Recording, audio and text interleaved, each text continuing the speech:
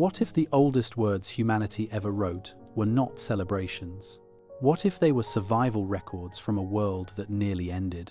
Beneath museum glass in Oxford and Istanbul and Baghdad, clay fragments rest silently. They are small, cracked, covered in marks that look like bird tracks. Each wedge was shaped by human hands more than 4,000 years ago. The clay came from riverbanks in southern Iraq, mixed with chaff to prevent cracking. Scribes shaped it while soft, marked it with stories, while it could receive impressions. Then they baked it, deliberately or accidentally, making the words permanent forever. Those words carry weight that goes beyond simple record-keeping or administrative notes. They carry the feeling of urgency, as though something needed remembering before forgetting. Before we go further into what those tablets say, take a moment, like this video, and subscribe if you find yourself drawn to this material. The kind of history that lives between confirmed fact and unsettling possibility. And if you are still here, leave a comment below. Tell me where you are listening from right now. Tell me what hour you are keeping in your part of the world. I imagine this story unfolding across time zones, carried softly towards sleep. Wherever you are, whatever hour you keep, this story reaches you now. The tablets speak of catastrophe in language that feels strangely familiar to us. They mention floods that covered mountains, cities that vanished beneath rising water.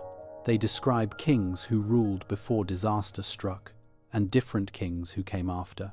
They record not just events, but the feeling of those events lingering, the terror of rising water, the silence that followed, the slow work of rebuilding. What makes them extraordinary is not that they mention catastrophe at all. Every culture has disaster stories, myths that encode trauma into narrative form. What makes these tablets extraordinary is their specificity, their insistence on exact detail. They name places, list measurements, provide genealogies that stretch backward into impossible time. They read less like mythology and more like archival records kept with care, as though someone wanted future generations to know exactly what happened, to know where it happened, and what came before the disaster struck. The first fragments emerged from the ground in the mid-19th century. Austin Henry Layard arrived in Mesopotamia in 1845, looking for biblical Nineveh. He found it buried beneath a mound called Kuyunjik, near modern Mosul.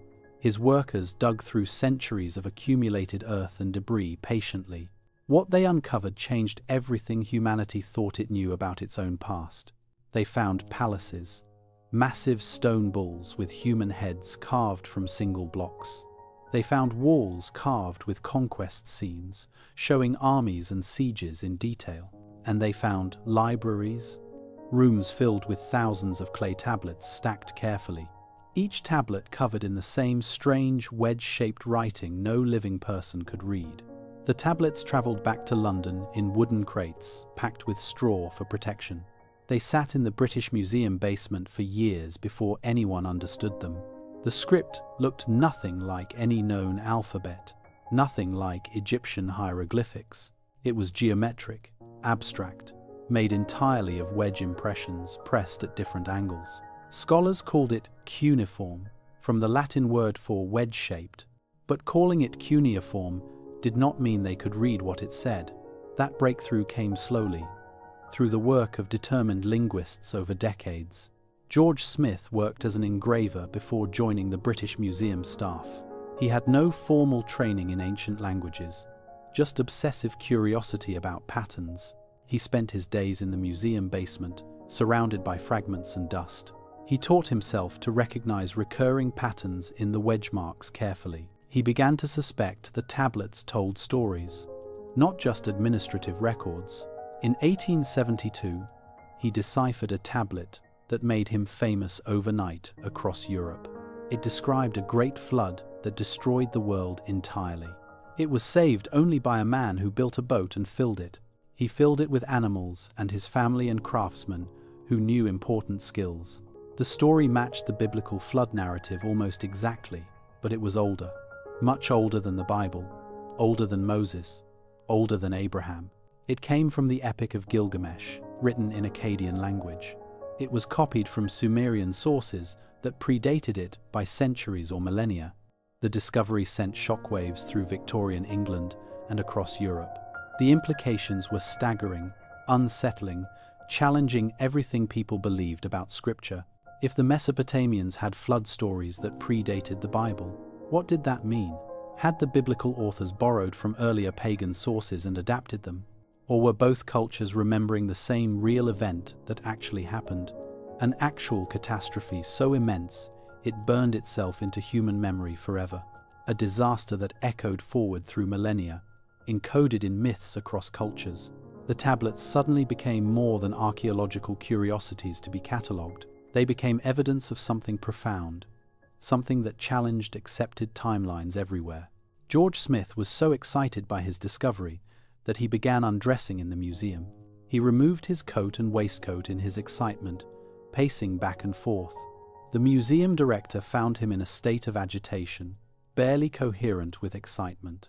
Smith had realized he was holding proof of a pre-biblical civilization, a civilization that told the same stories but older, more detailed, more specific. The British Museum immediately funded an expedition back to Mesopotamia. They wanted more tablets, more fragments, more pieces of this ancient puzzle. Smith himself led the expedition in 1873, returning to the mounds of Nineveh. He found more fragments of the Gilgamesh epic within days of arriving, as if the earth wanted to give up its secrets after millennia of silence. But here is what makes the tablets truly strange beyond simple storytelling. They do not present the flood as mythology or legend or symbolic teaching. They present it as history, as a boundary marker in time itself. The Sumerian king list, compiled around 2100 BCE, divides all of kingship clearly. It divides everything into two eras, before the flood and after the flood. The list begins calmly, stating that when kingship was lowered from heaven initially, when kingship descended from the realm of gods, it rested in Eridu first. Eridu, the oldest city, the place where civilization began according to Sumerian memory. Then it names the first king, Alulim, and records his reign carefully. It records his reign as lasting 28,800 years precisely, not approximately. Not 28 years or 288 years, but 28,800 years exactly. The number is so large it stops making sense to human experience. 28,800 years is longer than recorded human history. It stretches back beyond the invention of agriculture, beyond the last ice age. Yet the scribe wrote it down as fact, as though recording administrative data. The second king, Alalga, ruled for 36,000 years according to the tablet. The third king, Enmenluana, ruled for 43,200 years, the list states. The fourth king, Enmengalana, ruled for 28,800 years again, repeating the first number. The fifth king, Dumuzi the shepherd, ruled for 36,000 years. The sixth king, Ensipsiana, ruled for 28,800 years, the pattern emerging. The seventh king, Enmendirana, ruled for 21,000 years. The eighth king, Ubatutu, ruled for 18,600 years. 8 kings in total ruled before the flood swept over everything. Their combined reigns add up to 241,200 years of geological time. The numbers stretch across geological epochs, absurd and massive to modern ears. As if the scribe were counting something other than human lifetimes entirely, as if time itself worked differently, or was measured by different standards, or as if the numbers encoded information we no longer understand how to read. And then the text delivers one simple, devastating line that changes everything. The flood swept over. Just that, nothing more. No explanation or elaboration given. 3 words in Sumerian. A statement of fact recorded without emotion. The flood swept over, and everything before it became something else. After the flood, kingship was lowered again from heaven to earth. The dynasties begin again, but something fundamental has changed in the numbers. The kings who rule after the flood have lifetimes that seem different. While still exaggerated, They fall within comprehensible ranges for human imagination. Hundreds of years, instead of tens of thousands, stretching into impossibility. The first post-flood king, Gushur, ruled for 1,200 years. The second, Ger, ruled for 840 years. The third, Puzur-Nira, ruled for 840 years. Still impossibly long by modern standards, but nothing like what came before. As if the flood had reset not just the world, but time itself. Or as if the relationship between humans and time had fundamentally changed. Or as if whatever the pre-flood numbers represented had stopped applying after disaster. Scholars have struggled with these numbers for over a century without resolution. The mainstream explanation treats them as purely symbolic, as mythological inflation only. Ancient cultures, this argument goes, used exaggerated lifespans to indicate importance clearly. The bigger the number, the more significant the king in cultural memory. The pre-flood kings have impossible lifespans because they represent primordial time, the age of gods and heroes, before history became history as we understand it. After the flood, things become more human, more historical, more believable. The transition from myth to history, from divine to human rule. This explanation is tidy, rational, and fits modern assumptions about ancient thinking. But this explanation feels incomplete when you read the tablets themselves carefully. The scribes who compiled the king list were not primitive mystics working randomly. They were trained professionals who maintained complex administrative records daily. They tracked grain supplies, calculated interest on loans using sophisticated mathematics. They predicted astronomical events, eclipses, and planetary movements with precision. They used sophisticated mathematics based on a sexagesimal system we still use today. When we divide hours into 60 minutes and minutes into 60 seconds now, we are using Sumerian math, their system, their way of measuring time. When we divide circles into 360 degrees for geometry and navigation, we are using their system, preserved across 5,000 years of history. These were not people who confused mythology with chronology by simple accident. These were not scribes who did not understand the difference between story and record. So, why the impossible numbers that stretch credulity beyond any reasonable limit? One possibility is that the scribes were working from older sources they inherited, records damaged by time and disaster, misunderstood and recopied imperfectly over centuries. Perhaps the original tablets used a different dating system entirely, now lost. One that got confused during translation from language to language, culture to culture.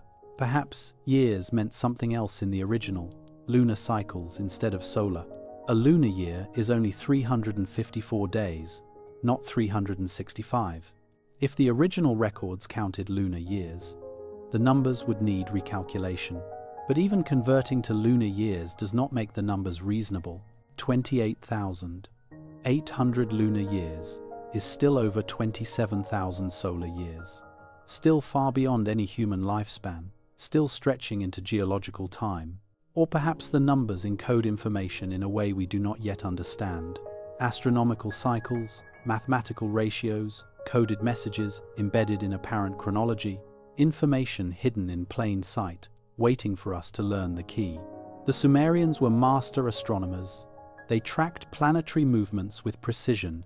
They knew the precession of the equinoxes, the slow wobble of Earth's axis.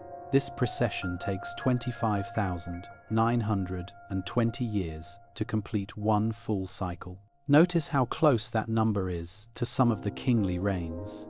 28,800 years is close to one full precessional cycle. 43,200 years is close to two precessional cycles minus a fraction. Could the reigns encode astronomical knowledge rather than historical chronology? Could the pre-flood kings represent cosmic time rather than human time? This would explain the impossible numbers while preserving the precision. The scribes were recording celestial cycles, not individual lifespans. Another possibility, whispered more quietly in academic circles, is different entirely. The possibility that the scribes meant exactly what they wrote without confusion. That before the flood, something was different about human civilization fundamentally. About human lifespan, human knowledge, or human relationship with time itself. This possibility sounds like fantasy, like pseudoscience, like wishful thinking, but the tablets insist on it, repeatedly, across multiple texts. They do not present it as metaphor or symbolism or mythological teaching. They present it as fact, as history, as something that actually happened, and they were written by people who were not fools. The Epic of Gilgamesh adds layers to this mystery that deepen rather than resolve. The epic itself is a literary masterpiece, the oldest known work of literature. It tells the story of Gilgamesh, king of Uruk, who seeks immortality desperately. He seeks it after the death of his friend Enkidu, who dies horribly. Enkidu was created by the gods as a wild man living among animals. Gilgamesh tamed him, befriended him, and together they had great adventures. They killed the monster Humbaba, who guarded the cedar forest. They killed the bull of heaven sent by the goddess Ishtar. But the gods punished Enkidu for these killings, sentencing him to death. Gilgamesh watched his friend die slowly over 12 days of suffering. The experience shattered him, made him confront his own mortality for the first time. If Enkidu could die, so could he. Despite his strength and kingship, his quest leads him to Utnapishtim, the Mesopotamian Noah who survived the flood. Utnapishtim lives far away, beyond the world, in a place humans cannot normally reach. He lives beyond the waters of death, in a paradise unreachable by ordinary mortals. When Gilgamesh finally finds him, after crossing the waters of death itself, after passing through the tunnel of the sun that no mortal had ever survived, he asks how Utnapishtim achieved immortality, how he escaped death's grip. The answer is a flood story that matches the biblical account in structure, but it exceeds the biblical version in detail, in specificity, in technical precision. Utnapishtim describes receiving a warning from the god Ea, who favored humanity. The other gods had decided to destroy humanity with a flood completely. They met in secret council and agreed, no more humans, end the experiment. The reasons are vague in the text. Humanity had become too numerous, too loud. They disturbed the sleep of the gods with their noise and activity. Ea, who favored humans, warned Utnapishtim in secret, whispered through a wall. He could not warn him directly without violating the council's decision. So he spoke to the wall of Utnapishtim's house, knowing the man would hear. He told him to tear down his house and build a boat instead.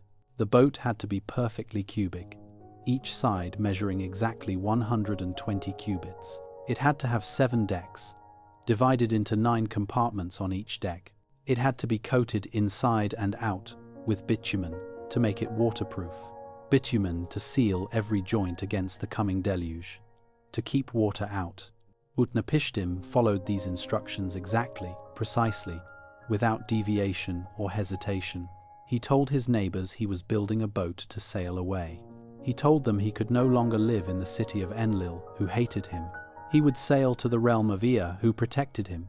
That is what he said. The neighbors helped him build the boat, thinking he was simply moving away. They did not realize they were building their own doom, their own end. Utnapishtim loaded the boat with his family, craftsmen, and animals of every kind. He loaded it with silver and gold, with everything of value he owned. He brought skilled workers, people who knew how to rebuild civilization after disaster. Then the storm came with fury beyond anything humanity had witnessed before. The description of the flood itself is terrifying in its specificity and detail. For 6 days and 7 nights, the storm raged without ceasing or mercy. The winds blew so hard that the gods themselves fled to heaven in fear. Even Ishtar, who had called for the flood, regretted her decision immediately. She wept, saying she had spoken evil in the assembly of the gods. She regretted that she had agreed to destroy the people she had created. The gods cowered like dogs, crouched against the outer wall of heaven. They were frightened by what they had unleashed, by the power of destruction. On the 7th day, the storm subsided, the wind fell silent, the sea grew calm. The sudden silence was as terrifying as the storm itself had been. Utnapishtim opened a window and looked out over the transformed world. The water was still everywhere, stretching to every horizon without interruption. All of humanity had turned to clay, dissolved back into earth and silt. The boat came to rest on Mount Nimush, stranded on the peak. For 7 days, the boat remained stuck on the mountain as water receded. Utnapishtim released birds to test for dry land appearing anywhere. First a dove, which found nowhere to land and returned to the boat. The water still covered everything. There was no place for the dove to rest. Then a swallow, which also returned, exhausted, finding no place to perch. The water had receded, but not enough. The land was still submerged. Finally, a raven, which did not come back to the boat at all. The land had dried enough for the raven to find food and perch. The raven ate and flew and roosted. It did not return to the boat. This was the sign Utnapishtim had been waiting for. Land had returned. Utnapishtim emerged from the boat with his family and the animals. He built an altar and made offerings to the gods who had destroyed the world. He poured out libations, burned sweet incense, made a sacrifice of reed and myrtle. The gods smelled the sweet savor and gathered around the sacrifice like flies. They were hungry. They had not received offerings during the destruction. They crowded around the altar, grateful that humanity had survived after all. Ishtar arrived wearing her necklace of lapis lazuli beads shaped like flies. She swore by it that she would never forget the days of the flood. She would remember what had happened, the mistake the gods had made. But when Enlil arrived and saw survivors, he was furious with rage. He had wanted total destruction, no humans remaining, complete ending. How did any mortal escape, he demanded. How did anyone survive? Ea spoke up, defending his actions, defending Utnapishtim and humanity. He said it was wrong to destroy all humans for the sins of some. He said it was better to send famine or disease to reduce population. Total destruction was excessive, disproportionate, a mistake born of anger. Enlil calmed down, his rage subsiding into acceptance of what had happened. He came aboard the boat, took Utnapishtim and his wife by the hand. He touched their foreheads and blessed them, granting them immortality. They would live forever, but far from human civilization, beyond the world. The parallels to the biblical flood are impossible to ignore or dismiss.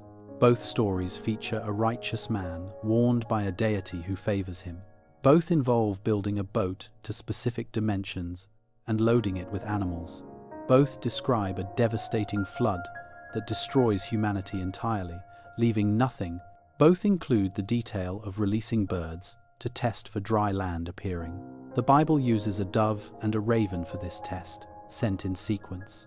Gilgamesh uses a dove, swallow, and raven, the sequence nearly identical. The pattern is too close to be coincidence, too detailed to be independent invention. Traditional scholarship explains this through cultural transmission and borrowing over time. The Israelites encountered Mesopotamian flood traditions during the Babylonian exile in the 6th century.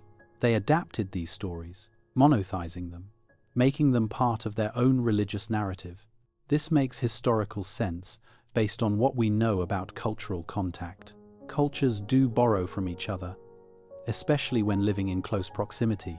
The Jews lived in Babylon for decades, exposed to Mesopotamian literature and tradition. They would have heard the Gilgamesh epic, known the flood stories. When they wrote Genesis, they drew on these older narratives as source material, but they transformed them, removing the multiple gods, inserting moral judgment. In Genesis, the flood comes because humanity is wicked and violent. In Gilgamesh, it comes because humanity is too noisy and numerous. The biblical version makes it about justice, the Mesopotamian about divine convenience. But it does not explain why the Mesopotamian version, written centuries earlier, contains more technical detail, more specific measurements, more precision in every element. The dimensions of the boat, the construction materials, the duration of the storm, these read less like mythology and more like specifications, like instructions, as if Utnapishtim was giving a technical manual for survival, not telling a story. The cubic shape is particularly interesting, 120 cubits on each side. That is about 180 feet per side, a massive cube floating on water. Naval architects have analyzed this design. It would be stable but impractical. A cube would not move through water efficiently, but it would be very hard to capsize. Maximum volume for minimum surface area, perfect for a stationary lifeboat. Not for sailing somewhere, but for riding out a catastrophe in place. Some researchers have suggested the opposite direction of influence entirely. Perhaps there was an original event, a catastrophic flood that affected the entire region. Different cultures preserved the memory differently, but all drew from the same source. A real disaster, witnessed and remembered, encoded into sacred narrative over time. This would explain the consistency of details across cultures separated by centuries, separated by geography, separated by language, separated by religious systems. Not borrowing, but independent preservation of shared trauma experienced together. The geological evidence makes this possibility more intriguing than it first appears. Leonard Woolley discovered flood deposits at Ur in 1929 during systematic excavation. His excavation revealed something unexpected, something that changed his understanding completely. He found a layer of clean silt, 8 feet thick, buried deep below the city. Above the silt, Bronze Age artifacts dating to around 2900 BCE appeared. Below the silt, older pottery from the Ubaid period, roughly 4000 BCE. The silt itself was sterile, deposited by water, containing no artifacts at all. It represented a break in habitation, a moment when the city stood empty, a moment when nothing lived there, when everything had been swept away. Woolley believed he had found evidence of the biblical flood itself. He sent telegrams to newspapers, announcing the discovery with excitement. He wrote that he had found proof of the deluge described in Genesis. The layer was too thick to be from ordinary river flooding that happened regularly. It suggested something far more catastrophic, a deluge that buried the city completely, a flood that forced survivors to start again on top of the destruction. But the dating did not match the King List chronology perfectly or simply. The flood layer at Ur dated to around 2900 BCE based on pottery styles. The Sumerian King List places the flood much earlier in time, before recorded dynasties. Either multiple floods occurred at different times, or the dating methods were unreliable, or the King List was compressing time in ways we do not yet understand, or the flood layer Woolley found was not the flood from the texts at all. Other excavations found similar flood layers at different depths across Mesopotamia. At Kish, archaeologists discovered flood silt dating to 2900 BCE as well. At Shurapak, modern Tel Farah, they found flood deposits from roughly the same period. At Uruk, no significant flood layer appeared at all in the excavations. At Lagash, a different flood layer dated to 3000 BCE, earlier than the others. The physical evidence suggested regional flooding, severe but not global in scale. Different areas affected at different times, not one single universal event. This matched what we know about Mesopotamian geography and hydrology patterns. The region is a floodplain, prone to catastrophic river flooding periodically.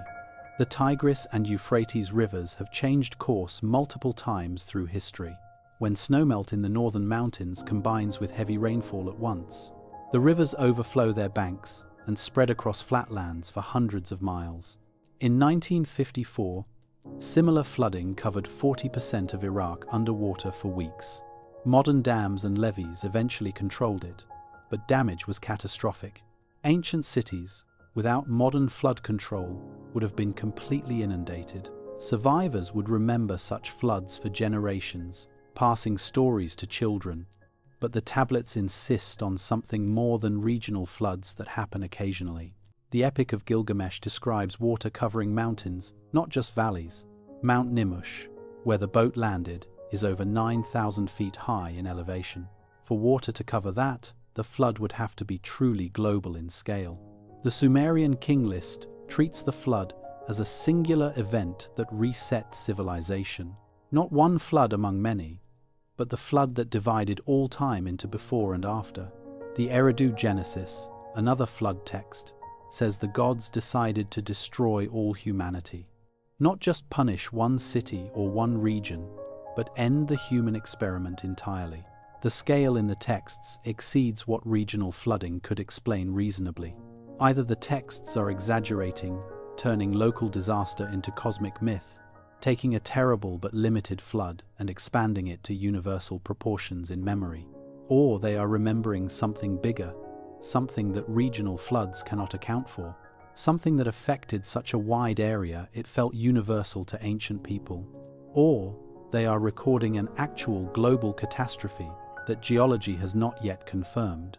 Recent geological research has added unexpected complexity to this question about scale. Evidence from ice cores, sediment layers, and sea level reconstructions shows dramatic change. The Earth experienced rapid climate change at the end of the last ice age. Between roughly 12,800 and 11,600 years ago, during a period called the Younger Dryas. During this period, temperatures dropped suddenly, dramatically, catastrophically across the northern hemisphere. Global temperatures plummeted by as much as 15 degrees Celsius in some regions. Ice sheets that had been melting began advancing again. Glaciers reformed across Europe. This happened not gradually over millennia, but rapidly over mere decades or less. The cause remains debated, but the effects were unmistakable in geological records. Then around 11,600 years ago, temperatures rose again, equally suddenly and dramatically. The warming melted massive ice sheets covering North America and Europe entirely. The Laurentide ice sheet covering Canada was over 2 miles thick in places.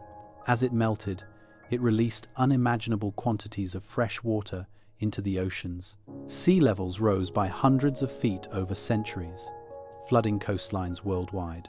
This was not a single event, but a process, catastrophic in human terms. Even if gradual by geological standards, it would seem instant to people living through it. Coastal settlements would vanish beneath rising water within a single generation. Islands would disappear, river deltas would flood, entire landscapes would transform completely. Some researchers have proposed this sea level rise could explain flood myths globally. Coastal settlements would have been inundated, forcing populations inland over generations. The memory of lost cities beneath the waves could have been preserved in oral tradition. Over millennia, these memories became myths, exaggerated and elaborated with divine elements. The biblical flood, the Gilgamesh flood, Greek flood myths, Indian flood myths. Greek myths speak of Deucalion surviving a flood sent by Zeus to destroy humanity. Indian texts describe Manu warned by a fish to build a boat before the waters came. Chinese legends tell of Gunyu fighting back floods that threatened to destroy the world. All could stem from this shared experience of rising seas at the Ice Age end. All could be cultural memory of real catastrophe, preserved through oral tradition and later writing. But this theory has problems when applied to Mesopotamia specifically and directly. Mesopotamia is inland, elevated above sea level by hundreds of feet even now. The cities where these tablets were written sit far from any ocean or coast. Rising oceans would not have flooded the cities where these tablets were written. The flooding described in Mesopotamian texts matches river flooding more than oceanic inundation. The Tigris and Euphrates rivers, fed by snowmelt and rain, could cause devastating floods. But there is another possibility that bridges these two types of flooding together.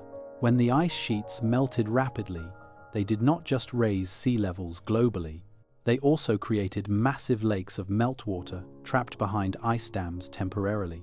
When these ice dams failed, the water burst out in catastrophic floods of unimaginable scale. The Missoula floods in North America are the best-known example of this phenomenon. Lake Missoula formed behind an ice dam in what is now Montana and Idaho. It contained 500 cubic miles of water, more than Lake Erie and Lake Ontario combined. When the ice dam failed around 15,000 years ago, the entire lake drained in days. Water rushed across Washington state at 65 miles per hour, 400 feet deep in places. It carved giant channels into solid basalt rock, creating the scablands of eastern Washington. The volume of water was 10 times the flow of all rivers on Earth combined. This was not a river flood or an ocean rising. It was something different entirely. A pulse of water so massive, it reshaped the landscape in a geological instant. Similar catastrophic floods occurred worldwide, as Ice Age glaciers melted and ice dams failed. The Black Sea flood hypothesis suggests one such event around 5,600 BCE. The Mediterranean Sea breached a natural dam at the Bosporus Strait between modern Turkey and the Black Sea. Salt water poured into what was then a lower freshwater lake at incredible volume. The Black Sea level rose rapidly, flooding thousands of square miles of coastline. Settlements around the shores would have been inundated within days or weeks. Survivors would have fled inland, carrying stories of the world drowning beneath the waves. Some researchers have suggested this event inspired flood myths throughout the region, including the Mesopotamian flood narratives that predate the biblical account by millennia, but again, the timing does not quite match what the tablets seem to describe.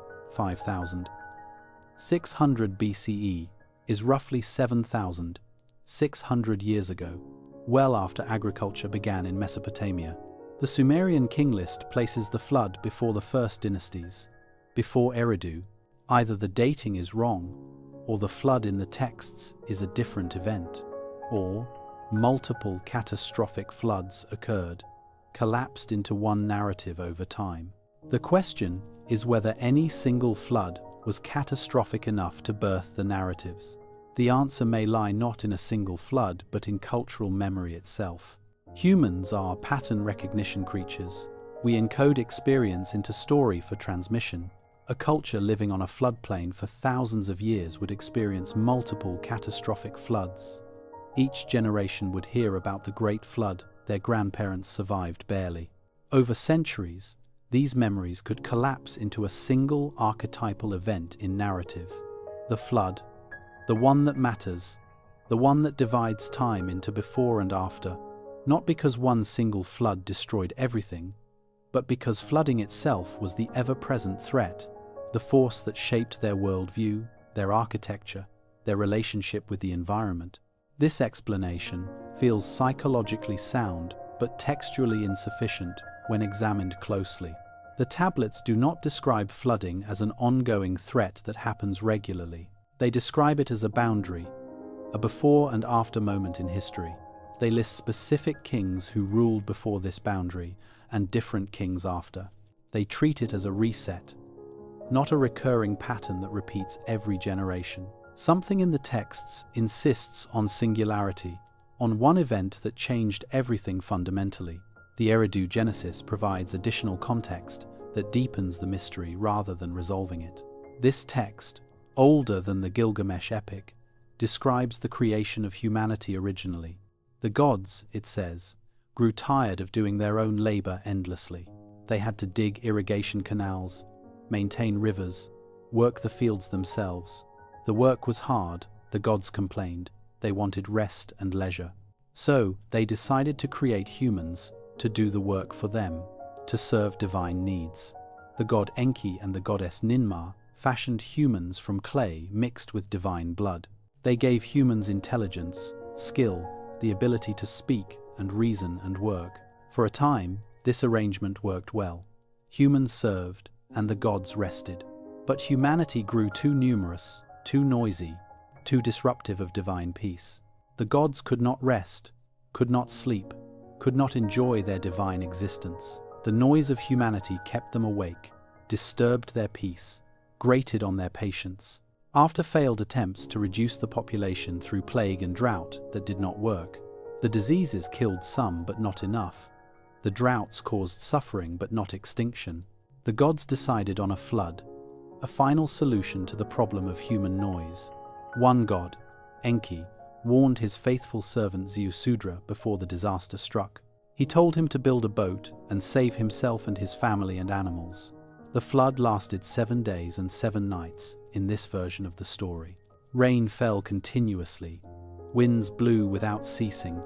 The world drowned beneath the waters. Afterward, Ziusudra made offerings to the gods who smelled the sweet savor.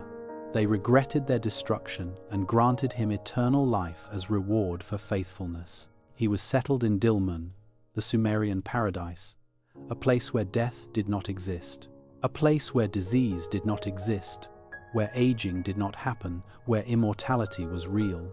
Dilmun was located far to the east, perhaps in the Persian Gulf or beyond, a land of perpetual peace and abundance, reserved for the blessed and the immortal.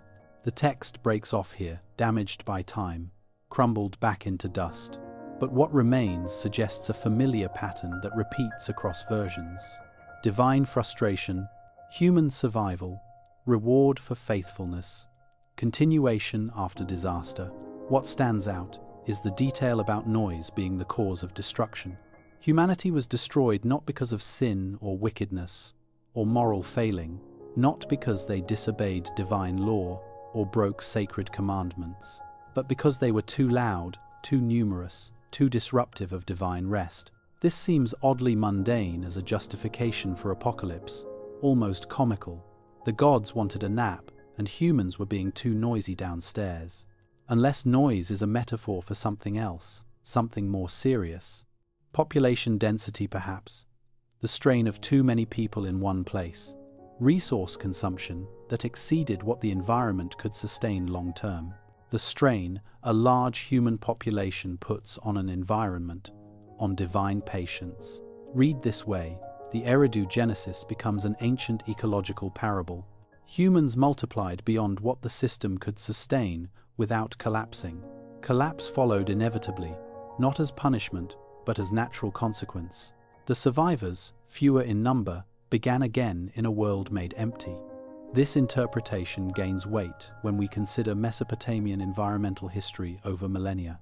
The region between the Tigris and Euphrates was extraordinarily fertile in antiquity.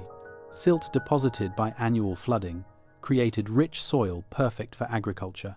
The first farmers discovered this richness around 8000 BCE and settled there. They grew wheat and barley, raised sheep and goats, built permanent villages. But irrigation agriculture has consequences that accumulate over time invisibly. When you irrigate fields in a hot climate, water evaporates constantly from the soil. It leaves behind dissolved salts that accumulate year after year, century after century. Salt accumulates in the soil over centuries. As water evaporates repeatedly, crop yields decline gradually, fields become barren, agriculture becomes impossible. The Sumerians watched this happen across centuries, recorded it in their texts. Early Sumerian texts from 3000 BCE mention wheat and barley growing equally well. By 2500 BCE, texts mention wheat declining, replaced increasingly by salt-tolerant barley. By 2000 BCE, wheat had almost disappeared from southern Mesopotamia entirely. Only barley could still grow in the increasingly saline soil left behind. Texts from later periods describe failing harvests, abandoned fields, cities depopulated by famine, environmental collapse driven by agricultural practices that seemed sustainable initially. The land that had supported millions gradually turned to desert and wasteland. Could the flood myths encode memory of ecological disaster rather than literal flooding? Perhaps the deluge is metaphorical, representing the collapse of agricultural systems entirely, the world ending not in water, but in famine and social breakdown. The survivors rebuilding not after a storm, but after the land itself failed them. This would explain why post-flood kings have shorter reigns in the lists.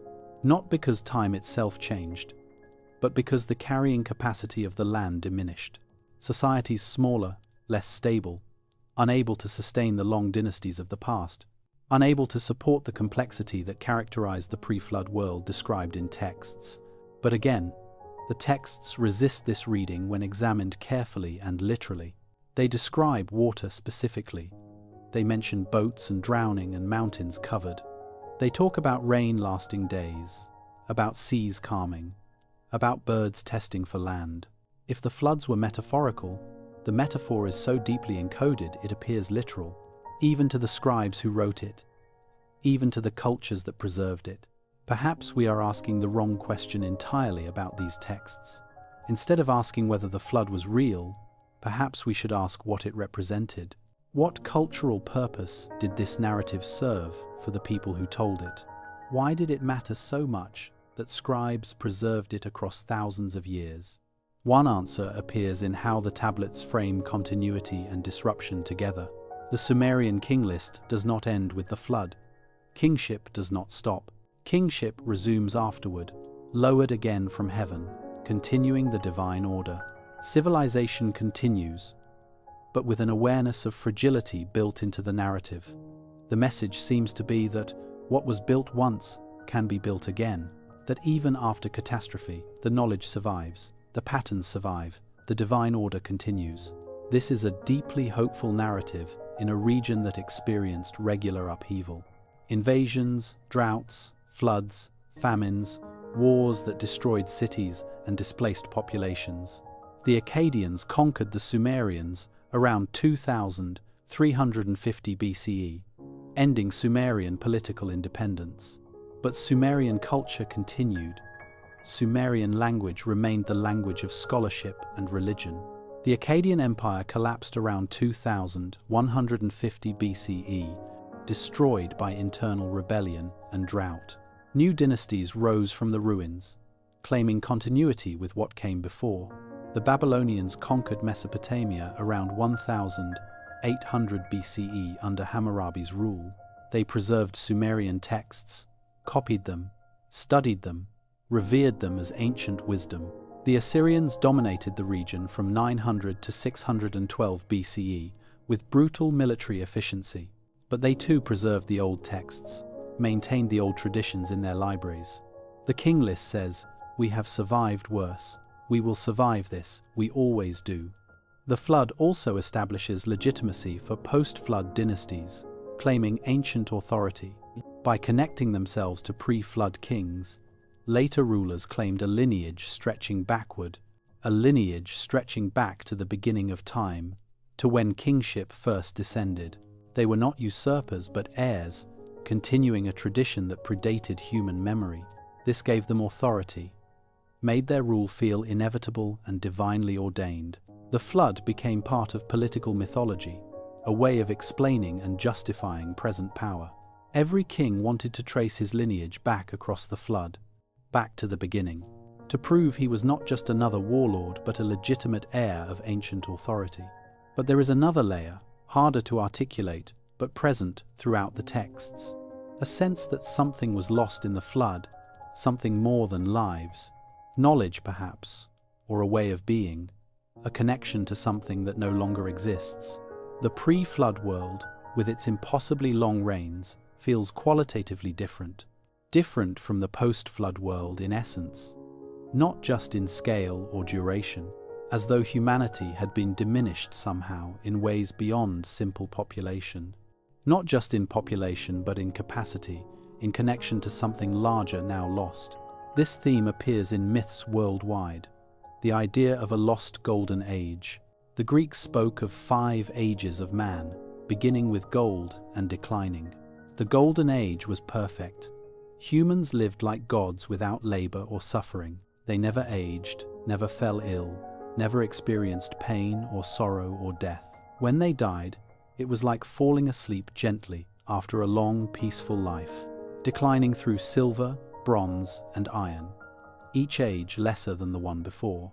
Each age was lesser than the previous, humanity growing weaker, more corrupt, humanity growing further from the gods with each successive generation that passed. The Iron Age, the present age in Greek thought, was the worst of all. Humans work ceaselessly, age rapidly, suffer constantly, and die painfully and alone.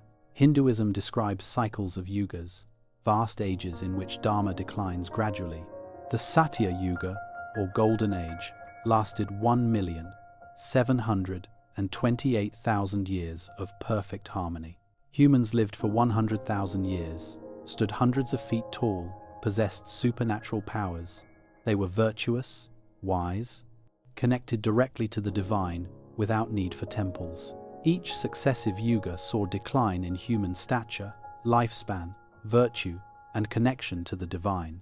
The Treta Yuga lasted 1,296,000 years. The Dvapara Yuga lasted 864,000 years. The Kali Yuga, the current age, began around 3102 BCE, and lasts 432,000 years. It is the age of darkness, conflict, ignorance, and separation from the divine. Dharma declines until the world is destroyed and remade in an endless cycle. Even biblical tradition includes this theme of decline from an original perfection. The pre-flood patriarchs lived for hundreds of years according to Genesis. Adam lived 930 years, Seth 912 years, Enosh 905 years, Kenan 910 years. Methuselah holds the record at 969 years, living longer than any human before or since. After the flood, lifespans declined sharply until they reached modern human limits. Noah lived 950 years, but his sons lived shorter lives than their ancestors. By the time of Abraham, lifespans had dropped to 175 years, still long but declining. By the time of Moses, the Psalms declare that human lifespan is 70 or 80 years. The pattern is consistent: decline from an original state of perfection or greater capacity. Why do so many cultures share this narrative of decline from perfection? One possibility is that it reflects actual historical experience people lived through. Agricultural civilizations, once established, rarely improve the lives of common people. Hunter-gatherers worked fewer hours, had more varied diets, suffered less disease. Studies of skeletal remains show hunter-gatherers were taller, healthier, had better teeth. The agricultural revolution brought surplus and cities, and writing and monuments, but it also brought hierarchy, inequality, and labor that did not end. For most people, life got harder, not easier, after the agricultural revolution. Farmers worked longer hours than hunter-gatherers for less nutritious food. They suffered from diseases that spread in crowded settlements with poor sanitation. They dealt with famines when crops failed, with violence from warfare over resources. The myth of a golden age could encode memory of this transition accurately, a time when humans lived differently, more freely, in greater harmony with land, before agriculture tied them to one place, before cities created hierarchies and rulers. Another possibility is psychological rather than historical, rooted in human nature. Humans naturally romanticize the past, especially childhood and cultural origins. Every generation thinks the world is worse than it was in their parents' time. The present always feels diminished compared to an imagined perfect past. The Golden Age myth might simply reflect this universal tendency projected backward in time. Not a memory of reality, but a fantasy that never existed. A longing for perfection that we imagine existed once, but cannot locate in history. But the Mesopotamian tablets include details that resist easy dismissal as fantasy. They describe the pre-flood world with specificity that feels less like fantasy. The first city was Eridu, they say with certainty. Kingship began there. The Temple of Enki stood at its heart, the god of wisdom and water.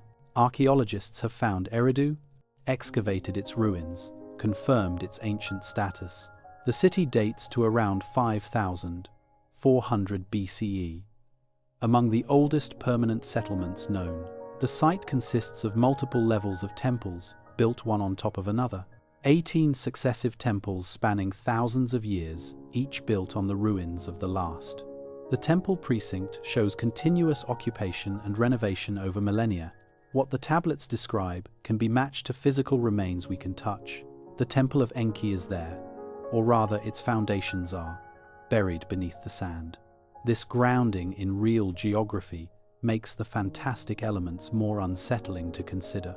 If Eridu was real, if the cities named in the king list can be located, if they can be dated and excavated and confirmed as ancient settlements, then what do we do with the impossible reigns that stretch across geological time? Dismiss them as poetic license, as cultural inflation, as mythological exaggeration? Or consider that the scribes were recording something we do not understand fully, recording it in terms we misinterpret, using systems of measurement now lost? The Sumerian language itself is part of this mystery that deepens rather than resolves. Sumerian is a language isolate, unrelated to any other known language family.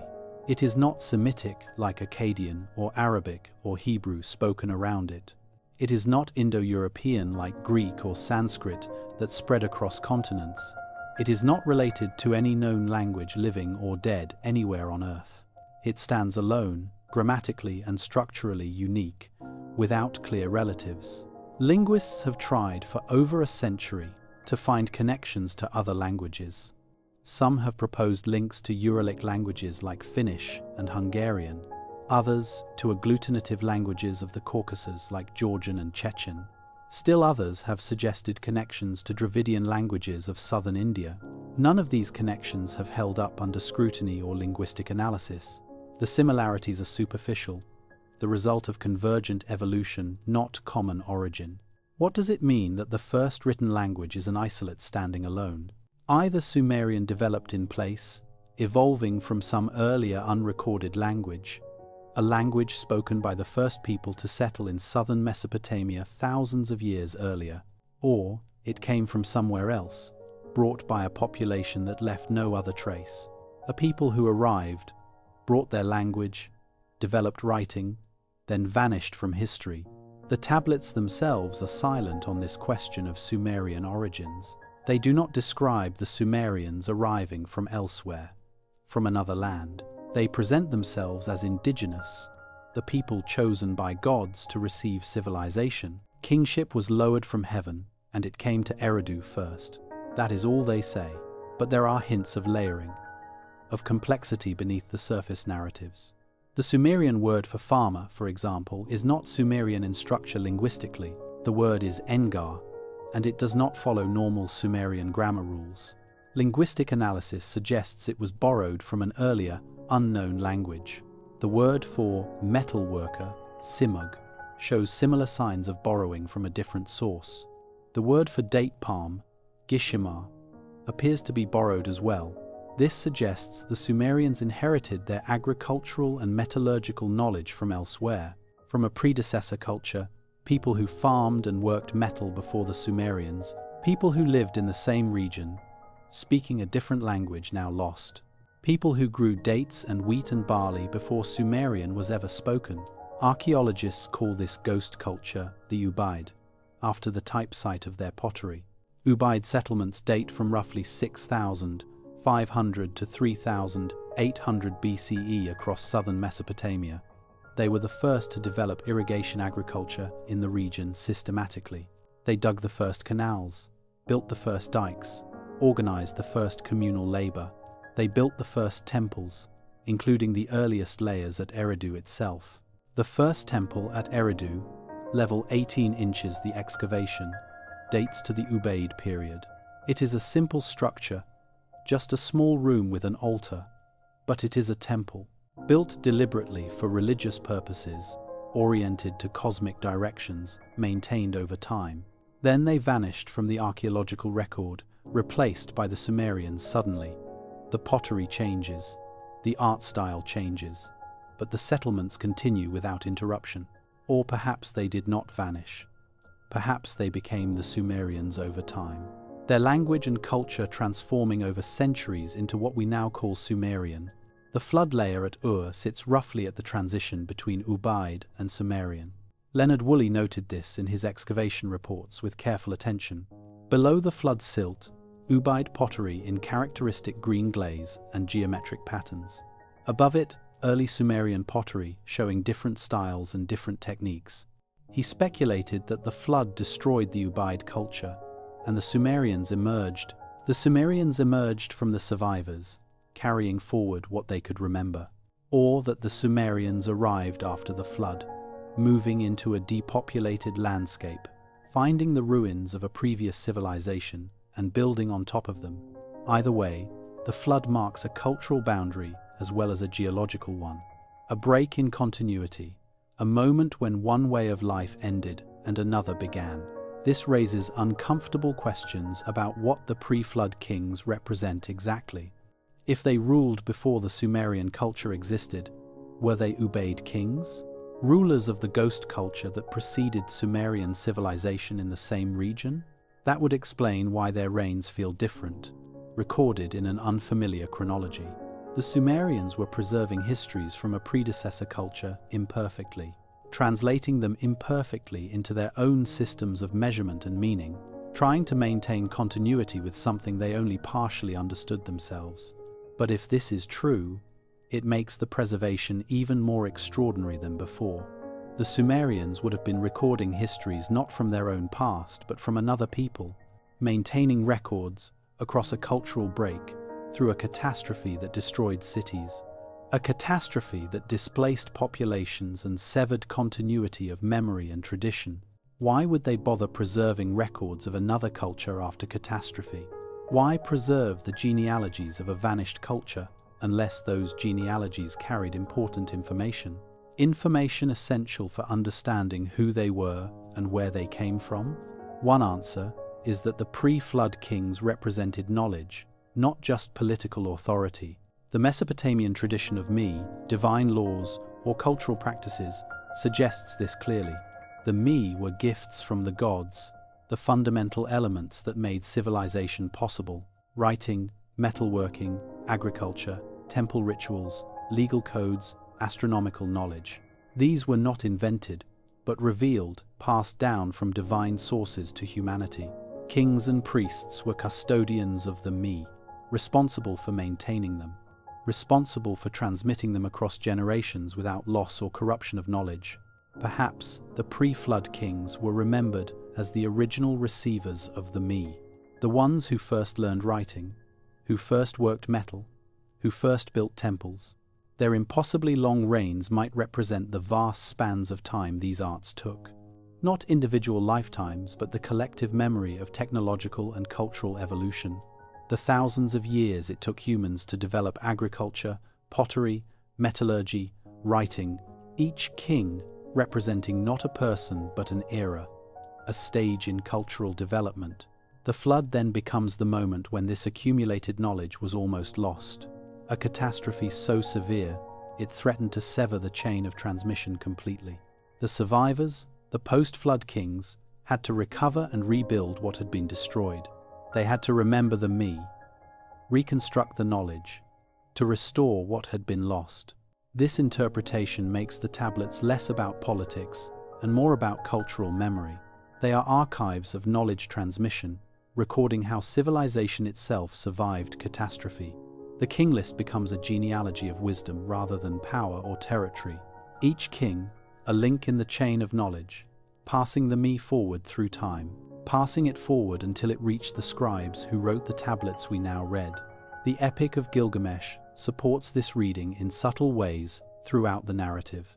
Gilgamesh seeks immortality, but finds something else: the story of the flood. He finds the story of how knowledge survived catastrophe, how humanity persisted through disaster. Utnapishtim tells him that eternal life is not about living forever physically. It is about being remembered, about passing knowledge forward through generations. It is about leaving something behind that outlasts the flesh, that continues after death. When Gilgamesh returns to Uruk, he does not despair at his mortality as before. Instead, he shows his companion Urshanabi the walls of the city, the great works he built. These will outlast him, he says with new understanding. His name will be remembered. His name will be remembered, carved in stone, preserved in tablets for future generations. Look at the walls, he tells Urshanabi. See how they were made, how strong they are. They will stand for thousands of years, and people will know who built them. This is the Mesopotamian answer to mortality, not personal survival but cultural continuity. You live on through your works, through the knowledge you preserve and transmit, through the you pass forward, through the civilization you help maintain and improve. The flood tested this continuity, nearly broke it, almost ended the chain of memory. But it survived, carried forward by people like Utnapishtim who built boats and who preserved what mattered, who carried the through the waters of chaos, who saved not just biological life but cultural knowledge, the arts of civilization. The tablets themselves are proof of this survival, proof that the method works. Words pressed into clay 4,000 years ago, still readable, still carrying meaning across the abyss of time, to people who speak different languages, to people living in a different world, with different gods, different technologies, different concerns. But the tablets also carry a warning, implicit in their structure and survival. The world ended once. They remind us without drama, catastrophe is always possible. The flood swept over, and everything before it became fragmentary, half-remembered. The impossibly long rains, the golden age, the age when gods walked among humans, all of it lost, except for these clay fragments that happened to survive burial, happened to be baked hard enough, buried deep enough, found before erosion claimed them. What if our own world ended tomorrow without warning or preparation? What would survive to tell our story to distant descendants or alien visitors? Our own records are increasingly digital, stored on servers and drives and clouds, stored on systems that require power and maintenance and technological infrastructure. Without electricity, they vanish instantly. All our accumulated knowledge gone in moments. Every photograph, every document, every email, every database, every archive, all of it dependent on electricity flowing, on computers running, on networks functioning. Our paper records last longer but are still fragile, vulnerable to fire and water, vulnerable to decay, to insects, to the simple passage of time grinding everything down. Books rot, paper yellows and crumbles, ink fades until words become unreadable. Stone monuments might survive, but without the key to our languages, they become meaningless. Future archaeologists would struggle to read them, to understand what we were saying. They might see the letters but not understand the words, see the words but not the meaning. We could become as mysterious to our descendants as the Sumerians were to us. More mysterious, perhaps, because our knowledge was stored in more fragile form. The tablets suggest the Mesopotamians understood this fragility deeply and personally. They chose clay deliberately, the most durable medium available in their environment. Clay could be worked easily, marked clearly, dried naturally, baked for permanence. It was cheap, abundant, available to anyone who lived near a river or marsh. They copied important texts over and over, creating redundancy across multiple copies. The same text might exist in dozens or hundreds of copies across different cities. If one library burned, others survived. The knowledge was not lost completely. They placed tablets in temple archives, protected from the elements and from casual destruction. Temples were the most permanent structures, built to last for generations or millennia. They were building insurance against oblivion, making sure their words would outlast them. And it worked. We are reading those words now, 5,000 years later. But how much did not survive the centuries, the millennia, the grinding of time? How many tablets crumbled to dust before archaeologists arrived to excavate and preserve? How many libraries were destroyed in the countless wars that swept through Mesopotamia? The British Museum holds roughly 130,000 cuneiform tablets in its collection today. Museums in Istanbul, Baghdad, Berlin, and elsewhere hold tens of thousands more. Estimates suggest this represents perhaps 5% of what once existed across the region. The other 95% is gone forever, dissolved back into the earth, returned to clay, to mud, to dust, to nothing but soil and memory. What was in those lost tablets that we will never read or understand? More flood stories, perhaps, with different details, alternative versions now silenced. More king lists with alternative chronologies, different genealogies now forgotten. Scientific texts, medical recipes, astronomical observations recorded with care. Mathematical treatises, geometric proofs, algebraic formulas we will never see. Love poems, legal disputes, personal letters, the ordinary human life preserved. Recipes for bread, instructions for making beer, advice on raising children. An entire civilization's worth of thought and feeling mostly vanished into time. What survives is accident, not design, the result of chance as much as intention. The tablets that happen to be baked hard enough to resist crumbling over millennia, buried deep enough to avoid surface erosion, but shallow enough to be found eventually. Found before erosion claimed them, before treasure hunters destroyed them for gold content. This makes the preservation of the flood narrative even more significant to consider. Of all the stories that could have survived, this one did repeatedly. Multiple copies, multiple versions, preserved across centuries in different cities. Someone wanted this story to continue, wanted it told and retold to each generation. Someone thought it was worth the effort of repeated copying endlessly.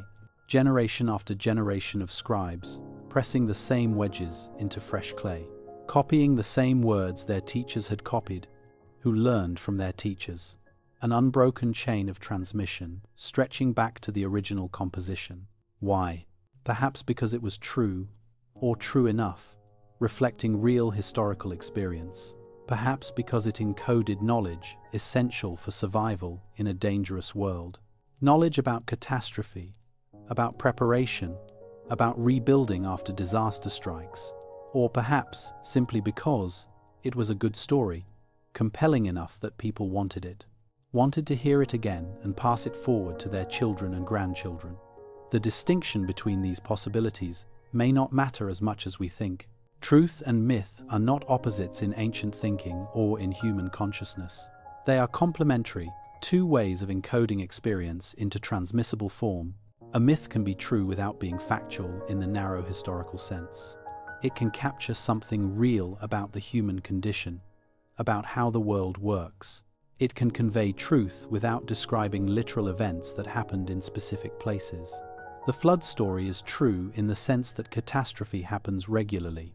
Civilizations fall, worlds end, and survivors must rebuild from ruins left behind.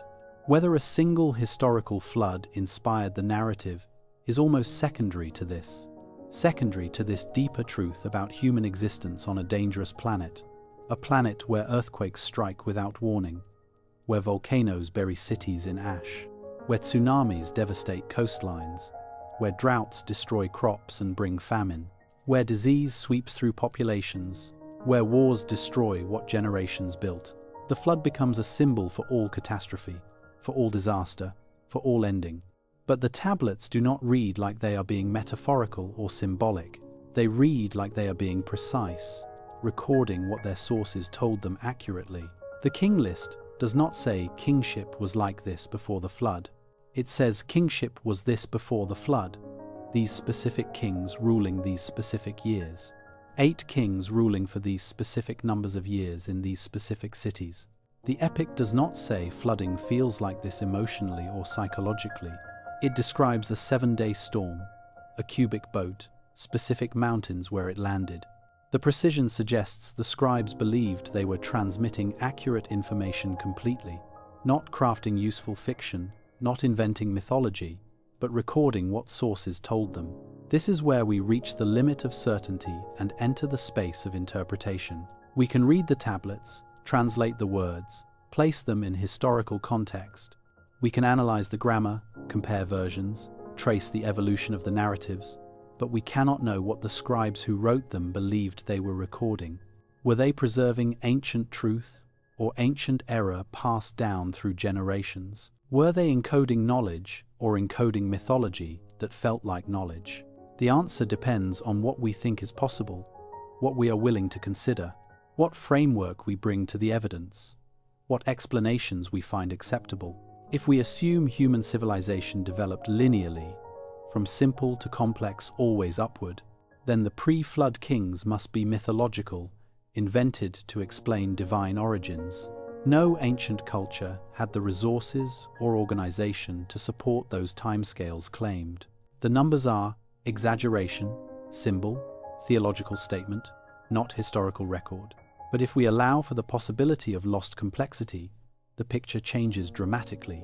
Perhaps there were cultures before Sumer that achieved sophisticated organization we do not recognize. Perhaps they left fewer traces because they built differently than we expect, because they used materials that degraded, because they lived in ways that left little mark. Wood rots, thatch burns, mud brick dissolves back into soil over centuries. Only stone endures, and perhaps these earlier cultures did not build in stone. Perhaps the flood actually did destroy evidence of their existence completely, burying it beneath meters of silt, beneath new cities built by survivors. The absence of evidence would then not be evidence of absence of complex cultures, just evidence of catastrophe, of disruption so complete it severed continuity of record. Recent discoveries have made this possibility less fantastic than it once seemed to scholars. Göbekli Tepe in Turkey, dated to around 9600 BCE, shows something unexpected. It shows hunter-gatherers building monumental stone structures with sophisticated design, structures with sophisticated astronomical alignments that require precise knowledge, massive T-shaped pillars weighing up to 10 tons, carved with animals and symbols, circular arrangements suggesting ritual use, communal gatherings, organized labor.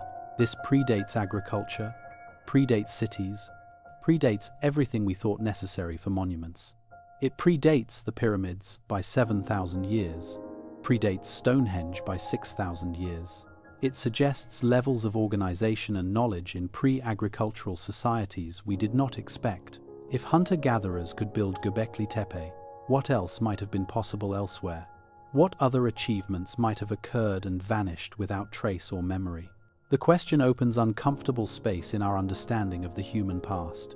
We have assumed a clear progression, from bands to tribes to chiefdoms to states. Each stage more complex than the last, building toward modern civilization inevitably. But what if that progression was not linear or inevitable, as we have assumed? What if there were experiments in complexity that failed, cultures that rose and fell, cultures that achieved something remarkable, then lost it in catastrophe before writing existed? Before they could record their achievements, before they could pass knowledge forward, the flood narratives could be evidence of such experiments in complex society. Cultures that achieved something remarkable, then lost it in catastrophe beyond their control. Their knowledge preserved imperfectly by survivors who did not fully understand the original, who did not fully understand what they were recording but preserved it anyway faithfully. The impossibly long reigns would then represent not exaggeration but genuine historical memory. Memory recorded in systems of measurement we can no longer decode or understand. Systems based on astronomical cycles or generational counts or cultural periods. This is speculation, acknowledged and labeled as such, not presented as fact. But it is speculation grounded in the texts themselves, in what they actually say, in what they insist upon despite our modern skepticism about their claims. The tablets insist on continuity across catastrophe, on connection across the break. They present the post-flood world as a recovery of what came before it. Not a fresh start, not invention, but restoration of what had been lost. Restoration of the me, the divine arts, the knowledge that makes us human. This pattern of restoration rather than invention runs through Mesopotamian thought everywhere.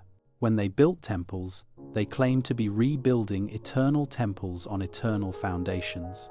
When they wrote law codes, they claimed to be restoring ancient justice to the land. Hammurabi's famous law code begins by saying he is restoring what was before. He is bringing back the old ways, the righteous paths established in primordial time. Everything new was framed as remembering something old, recovering something lost. Why frame it this way unless there was truth to it somewhere in memory? Unless there was actual knowledge being recovered, actual practices being restored from before, the alternative is that this framing was purely ideological, a way of claiming legitimacy. But ideology usually has some basis in experience, in real historical memory preserved. The rhetoric of restoration suggests a culture that had experienced loss and remembered it. A culture that was consciously trying to recover from it, to rebuild what had been destroyed. The flood provides the explanation for that loss, the catastrophe that broke continuity. But what the tablets cannot tell us, what we may never know with certainty, how much of what they describe is memory, and how much is reconstruction of what was lost? How much is history, and how much is hope projected backward onto the past?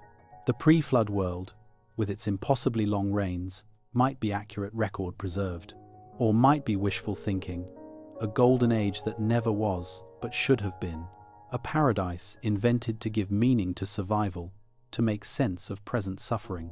The truth likely lies between these extremes, as truth usually does in human affairs. There probably was significant flooding in Mesopotamian prehistory, maybe multiple catastrophic events. Multiple events collapsed in cultural memory into a single archetypal flood remembered. There probably was cultural disruption, populations displaced, knowledge lost in chaos, and there probably was recovery. Survivors preserving what they could and rebuilding from ruins. The tablets encode this complex reality into narrative, making it comprehensible and memorable, making it transmissible across generations who would face their own catastrophes in time. What they give us is not scientific history but human history and memory. The history of how a culture understood its own past, what they thought mattered, what they wanted remembered, what they feared losing, what they worked to preserve. In that sense, the tablets are absolutely true and valuable beyond historical accuracy. They reveal what the Sumerians believed, what shaped their worldview and actions, what drove them to write, to preserve, to build continuity against the void. Even if every specific claim in them is factually wrong, they remain valuable evidence. Evidence of human consciousness trying to make sense of existence and catastrophe. And perhaps that is enough for us. Perhaps that is what we need most. Perhaps the project of history is not about establishing what happened with certainty, but about understanding how people lived with what they thought happened around them, how they made meaning from experience, how they transmitted knowledge across generations. The Sumerians lived with flood consciousness, with awareness of fragility and disaster.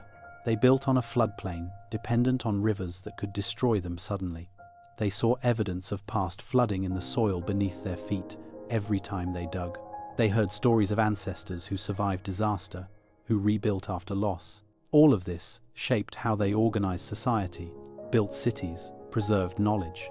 All of this informed their sense of time, their relationship with the past and future. The wind passes over the desert in the hours before dawn, as it always has. It carries dust that may have once been cities, once been temples, once been homes. Beneath that dust, beneath the collapsed walls and filled canals, the tablets wait silently. Some have been found, cleaned, translated, placed behind museum glass for study.